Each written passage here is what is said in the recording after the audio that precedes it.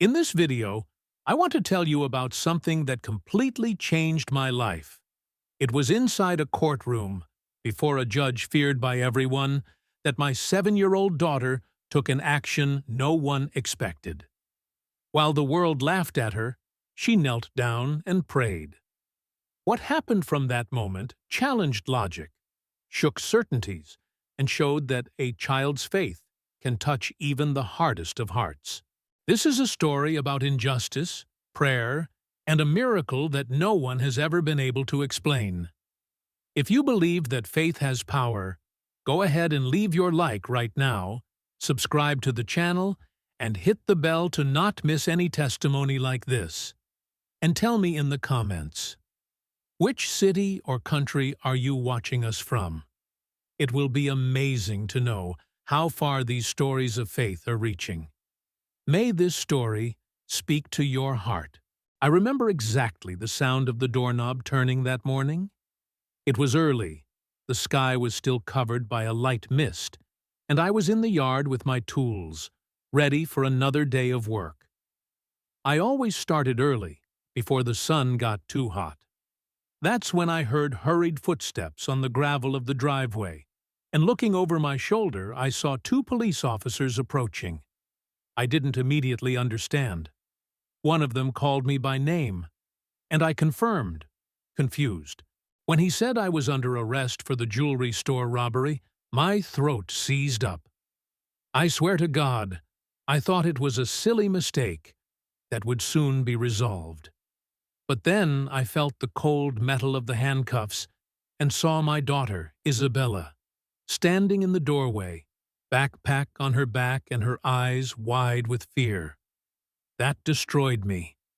I tried to smile at her, so she wouldn't panic, and said, "It's going to be okay, princess." But I knew it wouldn't be. At least not any time soon. Our neighbor, Donna Nede, ran to hold Isabella before she could run to me. And I was taken away, without understanding absolutely anything, with no chance to explain. I had never laid a finger on anything that wasn't mine. I always taught my daughter that it's better to go through hardship than to take what doesn't belong to us. And now, there I was, being taken away as a criminal, with a detective saying the evidence was solid. Cameras, cell phone location, even a piece of jewelry that they had found in the back of my pickup truck. I could barely think. All I could do was repeat, mentally, "God, protect my daughter. Take care of Isabella." The first night away from Isabella was the worst of my life. The cell was cold, damp, with a strong smell of mold and rust. But what hurt the most was the silence. It wasn't physical silence. There was the noise of bars, footsteps, coughing, people fighting in the back. But the silence of the soul, you know? The silence of my daughter's absence. I lay down on the thin mattress with her image in my head, holding her school backpack, not understanding what was happening. With every passing minute, I wondered how this had become a reality. I remembered the prayers she said every night with her mother's rosary, the pure faith she had, and I felt even more powerless. I couldn't protect her. I was locked up. And justice, which I always believed would one day appear, now seemed like a distant ghost. On the other side, Isabella stayed with the neighbor. Later they told me she barely ate, barely spoke. At school, the teachers even tried to comfort her, but all she wanted to know was if I was coming back. She prayed more than ever. The plush ladybug she slept hugging ended up in her backpack, and along with it, her mother's old rosary, already a bit frayed from so much use. She asked God and Our Lady to get me out of that place. And more than that, she prayed for the judge, a man she didn't even know. She said that if his heart was closed, it might be opened. If he was sad, he might be comforted. When I found out days later, I truly cried for the first time in prison. Not out of fear, not out of anger, but because my daughter had more faith and more compassion than many adults I had met in my life. The lawyer they assigned me was a good but exhausted man, James Mitchell. He came into the cell with a pile of papers under his arm and looked at me like someone who had seen it 1,000 times. He spoke to me with respect, but also with the coldness of someone who carries dozens of cases and little hope. When I said I was innocent, he looked me in the eye and said, "I believe you. But believing isn't enough. The prosecution is going to come down hard." And they did. The evidence they presented seemed solid. Blurry security camera images showing someone who looked like me. That jewelry in the back of my car, which to this day I don't know how it got there. And my cell phone, which, unfortunately, had passed near the store at the time of the crime. All of this together. It was as if they had built an impossible wall to climb. The scariest part was knowing who would judge the case. Judge Michael Harrison, known as the Iron Judge. It wasn't an empty nickname. The man hadn't walked in 15 years because of an accident and was famous for giving no quarter to anyone. He convicted almost everyone who appeared before him. Mitchell himself commented to me, "If we had another judge, I'd say we have a chance. But with Harrison, only a miracle." And I thought, well, that's what my daughter is looking for. Because, while the adults bowed to fear, Isabella clung to faith. She told everyone that the Virgin Mary would show the truth, that it was no use inventing lies, because God knew what had happened. And she spoke with such certainty, such conviction, that even those who didn't believe felt shaken. On the day of the trial, I was escorted to the courtroom. The handcuffs on my wrists seemed lighter than the weight on my chest. When I entered the courtroom, my first reaction was to look for Isabella, and there she was, sitting in the first row, next to Donna Nede. She was wearing a light blue dress, the same one she wore to Sunday Mass, and her hair was tied back, just like her mother used to do. When our eyes met, she gave me a shy smile, trying to look strong. I smiled back, trying to hide my dread, because inside, I was falling apart. Seeing my daughter there, in that cold room, among cameras, lawyers, and people ready to condemn me. It was surreal. I didn't know if I would walk out free or shackled for many years. The judge came in. The atmosphere of the room changed instantly. He was pushed in by an attendant in his wheelchair. He didn't greet anyone. He just straightened his papers and started the process. His face was closed, hard, as if he had already decided everything before even hearing it. The prosecution came out swinging. Images, testimonies, records, technical analyses. The defense attorney did what he could, but it was as if every argument hit an invisible wall. I felt that the sentence was already written. Isabella held the rosary tightly in her lap. Sometimes she closed her eyes and seemed to pray in silence. When the judge began to read the sentence, all the air went out of my lungs. I only thought one thing: she's going to grow up without me. And it was at that exact instant that everything changed. His voice was firm, without any hesitation. He was about to conclude the verdict when we heard Isabella's voice, low but firm. "Wait." Everyone turned at the same time. The whole room froze. It was a 7-year-old girl interrupting a judge in the middle of a sentence. Donna Nede tried to pull her back, but Isabella was already standing, walking slowly to the center of the room. The prosecution scoffed. The guards looked at each other, but no one had the courage to stop such a small child with that serious look. She walked with short steps, holding the rosary with both hands. The judge frowned, visibly annoyed, and asked what she was doing.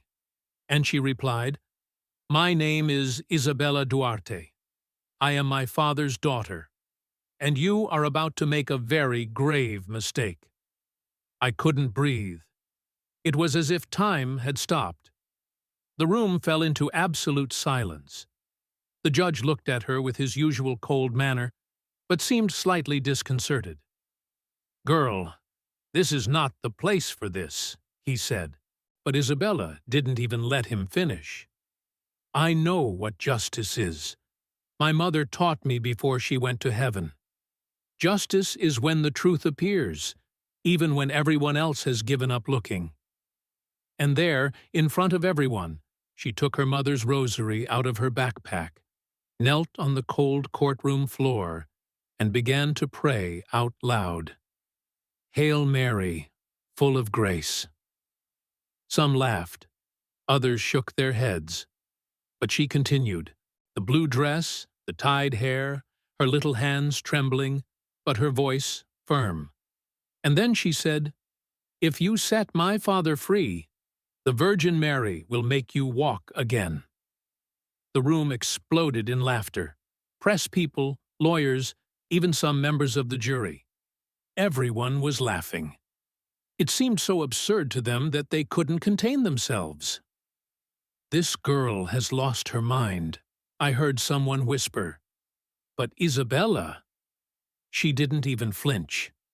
She remained kneeling, looking intently at the judge. And that's when something very strange happened. I saw the judge's face change. Suddenly, he turned pale, his hands trembling slightly. He tried to hide it, rearranging the papers on the table, but couldn't. His right hand squeezed the arm of the wheelchair tightly. His eyes were wide. It was as if he had felt something. And indeed, he had. I only found out later, but it was at that moment that he began to feel his legs. For the first time in 15 years, while the whole room laughed and whispered, Isabella began the second Hail Mary. I no longer heard anyone else, only her voice. "Blessed art thou amongst women." The judge couldn't take his eyes off her. I realized it. Something was changing there. His hands were sweating. His jaw was clenched. It was as if his body was in shock. Even the court staff noticed he was different. Isabella finished the prayer and started another one. The laughter gradually stopped. The atmosphere in the room became heavy, strange. Some people started to stand up, as if they didn't know what was happening. The judge put his hand to his knee, and then he looked at me. For the first time, that man who only saw numbers and sentences looked into my eyes like a human being. No one understood why he stopped reading the sentence. The judge looked at the floor for a few seconds, then raised his eyes and said softly, almost as if he were talking to himself, "This session is adjourned, indefinitely." The gavel slipped from his hand and fell with a dry sound that echoed in the room. A buzz took over the place. The prosecutor stood up indignant, the lawyer too. I had no idea what was happening. I only knew that my daughter was still kneeling, now with tears streaming down her face, but without stopping her prayer. The judge was pushed out of the room in a hurry, as if he were having a crisis. I looked at Isabella. She looked back at me and smiled. A gentle smile, as if she already knew that everything was about to change. Later, I learned that the judge had gone straight to a neurologist, the same one who had cared for him since the accident. He demanded new exams, said he had felt his legs. The doctor thought it was all in his head, but agreed to do the tests. And that's when the second miracle began. Small signs of activity in the nerves that, until then, were dead. Things that hadn't shown up in previous exams. The doctor was speechless. He said it had no explanation. Meanwhile, an investigator from the prosecution, someone who wasn't even part of the defense, began to distrust the evidence. She went back to the crime scene, looked at the images more closely, tracked down the people who might have had access to my pickup truck. And she discovered something that changed everything. The lock on the trunk had been forced from the inside. From there, everything came to light. The jewelry they found in my car had been planted, and the person who did it was the prosecutor's assistant, an ambitious young man who had an old friendship with the real criminal, a guy named Marcos Esteves, who was physically very similar to me. This assistant, pressured by debts and wanting to show results, falsified documents, manipulated evidence, and used my pickup truck as a scapegoat. When confronted by the investigator, he crumbled. He confessed everything. I had been in jail for over a month, separated from my daughter, while this guy slept peacefully with a guilty conscience. But at that moment, justice began to turn the other way. 2 days later, they took me out of the cell without explanation. They took me back to the courtroom, where Judge Harrison, still in a wheelchair, but visibly different, announced before everyone, "After a full review of the evidence, I declare Robert Thompson innocent of all charges. You are free." When I heard that, my knees gave out. But before I could fall, I felt 2 small arms hugging my waist. It was Isabella, who ran before the sentence was even finished. I knelt right there, on the courtroom floor, hugged my daughter tightly, and cried. Not out of anger, not out of relief. I cried because she believed until the end. She never doubted me. And in that hug, I felt that God had heard a child's prayer. The judge didn't speak to me that day. He left shortly after the verdict, with a lost, slightly shaken look. But 3 months later, he appeared at our front door. I heard light knocking, and when I opened it, I was shocked. He was standing. With difficulty, using a cane. But he was standing. For a moment, I froze. I thought it was some kind of mistake. But then I saw his eyes, teary, and the expression of someone who needed to say something. "Robert, I needed to see you like this, man to man, and see your daughter too." He looked to the side, and Isabella appeared at the door. She smiled as if she already knew that day would come. He said that the doctors still don't understand what happened, that the exams still show the spinal injury, but that, even so, he has recovered movement in his legs. Every month, some progress. Feeling his toes, then moving his feet, until he could stand up. He said he can't explain it. He just knows that everything started that day. With the prayer. "She broke me inside," he said, looking at Isabella. "While everyone was laughing, she was praying for me." He lowered his head and cried. Not as a judge, but as a man. A man who, inside, had carried pain for many years. Isabella walked up to him and hugged him. He didn't react. He just cried even more. I will never forget that scene. After that day, life started to go back to normal. But nothing was the same. The whole city found out about the story. Many people came to talk to me on the street, apologizing for doubting, for judging without knowing. But for me, what mattered most was being home with my daughter. We went back to having coffee together, walking to school, praying before bed. And her mother's rosary? It's still on the nightstand, next to the bed, only now it is no longer a symbol of longing. It has become what it always was, a bond of faith, living proof that God listens, even when everything seems lost. Judge Harrison also changed. He stopped being the iron judge. He became known as the judge who listens, who looks people in the eye. He never fully walked again, but he kept improving. And he never gave another sentence without thinking twice. One day, he told me, "I don't know if that was a miracle, but I know that little girl brought me back to life." And I understood what he meant. Because sometimes, the real miracle isn't getting out of the chair. It's starting to feel again. starting to be human again. And that is what Isabella did for him. And for me too. Not a single day has passed that I haven't remembered all of that. But what really impresses me is how things happened in the most simple and absurd way at the same time. My daughter kneeling in a courtroom with hundreds of people laughing at her, and yet she didn't stop. She didn't hesitate. She was only 7 years old, but it was as if she had lived centuries of faith, and everything changed from there. Sometimes I catch myself thinking, what if she had stayed silent? What if she had been ashamed?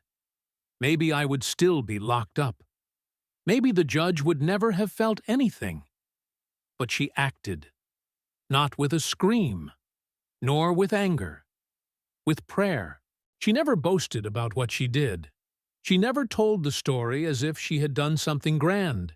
She talks about it like someone talking about having coffee or playing with the dog. I just prayed, she says, but I know, and everyone who saw knows, that it wasn't just any prayer. It was a total surrender from someone who truly believed. And that taught me more about faith than any mass, any sermon. Today, when someone asks me if I believe in miracles, I don't even know what to answer, because what happened there doesn't fit a logical explanation. And yet, it happened. My daughter's faith moved more than mountains. It moved a judge's heart. And maybe, just maybe, it also moved his legs. The last time I saw Judge Harrison was a few months ago. He was walking slowly in the main square, leaning on a cane, but with a different expression. There was peace on his face. He saw me from a distance and waved. I waved back. We didn't need to exchange a single word. There was something silent between us, like a soul agreement. Isabella was with me, and when she saw him, she ran to him. They walked together for a few yards, talking softly. Then she came back and told me, he still feels his legs. But the most important thing is that he feels his heart. And that gave me chills. Because it was true. That man who once didn't listen to anyone now listened even to silence. And sometimes, when everything is calm at night, I find myself looking out the window, remembering that scene. My daughter kneeling, praying, while the world laughed. That never left my mind. It was all so real, so intense, so inexplicable. After that day, things moved on. Life continued. No one talked about miracles or headlines anymore. But I know what I saw. I saw a miracle. And I don't know how to explain it, or why, or if it will happen again to anyone. I just know that it happened, as if the sky had opened for a minute, just to remind everyone that there is still something greater watching over us. And then it closed. Just like that. Today, when I look at Isabella, already a little older, with the same attentive eyes as her mother, I think about everything she carried so young, a faith that no adult taught her. She lives with a serenity that I sometimes envy. Not because she didn't suffer, but because she chose to believe, even when everything was falling apart. And that taught me what true courage is. Spiritual courage. She didn't need difficult words or arguments. She had faith. She knelt. She prayed. And the impossible happened. I don't say that as a figure of speech. I saw it. And even today, when I try to understand, I go back to the same point. That was not normal. It was not human. And as time passes, as life goes on with bills to pay, busy days, and fading memories, something has been etched in me and will never leave. What Isabella did wasn't just for me. It was for all of us. Because in that courtroom, where there was only fear, coldness, and condemnation, She brought hope. She brought faith. And for a brief moment, justice bowed down, not because it lost, but because it recognized that there are things greater than logic. And that, even today, I cannot explain. I can only feel it and remember it, as if it happened yesterday. This story taught me that sometimes the purest faith comes from where we least expect it, and that God continues to act, even when the whole world turns its back, even when everything seems lost. What my daughter did in that courtroom changed not only my destiny, but that of everyone who was there. And if you've made it this far, it's because, in some way, this story has also touched your heart. Now, I want to know from you. Have you ever experienced something you can't explain? Have you witnessed something that made you believe that God truly exists? Tell me here in the comments. I read all of them with care. And if this story moved you, subscribe to the channel now and hit the bell, because every week we share real testimonies that strengthen faith and transform lives. If you want to support this project and don't know how, consider becoming a channel member by clicking the Join button. It's a simple, yet powerful way to help us take these messages to even more people. Oh, and don't leave the video now. The next testimony will appear on the screen shortly. Click to watch. You won't regret it. Stay with God, and see you in the next video.